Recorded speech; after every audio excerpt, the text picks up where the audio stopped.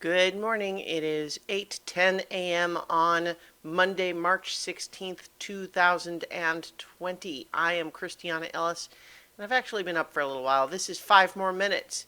Been up for a little while doing various just things needing to be done to make sure I'm all ready to work from home today.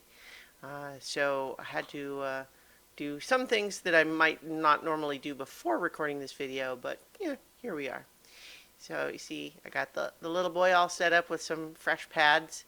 I have tried doing taking one of the older ones that had a little pee on it and sort of rubbing it on the surface a little bit. Hopefully that'll maybe slow down the consumption of those pads when he's in there. But so far so good. I went grocery shopping yesterday. It was something where so like all of the actual things that we talk about being, um, people panic buying toilet paper and that sort of thing. I had already actually bought all that last week, so I didn't need any of the things that were in short supply. But speaking of, just practicing good habits, right?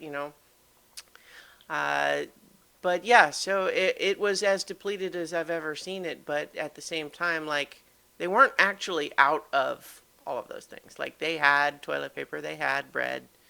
It was less than usual, but I had posted some pictures, but then I actually deleted that post just because I was thinking, like, there's a lot of other people making the same kind of post right now. I don't know if I'm just kind of contributing to people buying more than they should or whatever. I don't know. But it's certainly true that, like the whole situation continues to develop. Official CDC guidance overnight is that all gatherings of 50 or more people should be canceled for the next 8 weeks. Which, I mean, again, it's like if, everyone who's been, paying close attention to this, to the experts are saying, yeah, well, I mean, it sounds really extreme, but it's necessary. And so that's kind of where I'm at now, too, is, like, it's extreme, but this seems like it's called for under the circumstances. So, yeah, there's that.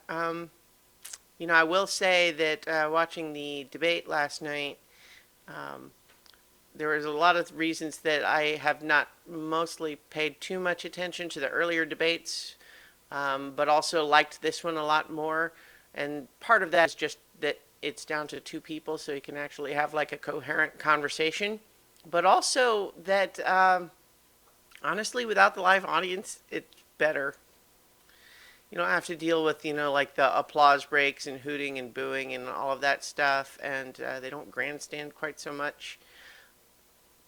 It's better. Anyway, yeah, so, here I am, prepared to ride it out.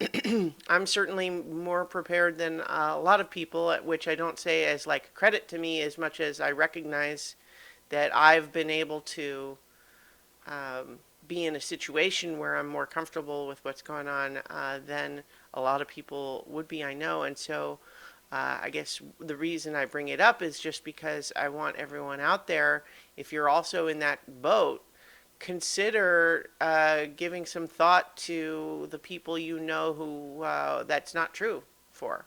The whole so-called gig economy that's going to have the floor fall out of it for a little while here. People who are working paycheck to paycheck as a waiter in a restaurant that's now closed. Like, I mean, there's going to be a lot of people hit really hard by this. And obviously, like this new bill that's going through Congress right now, like maybe that'll help some.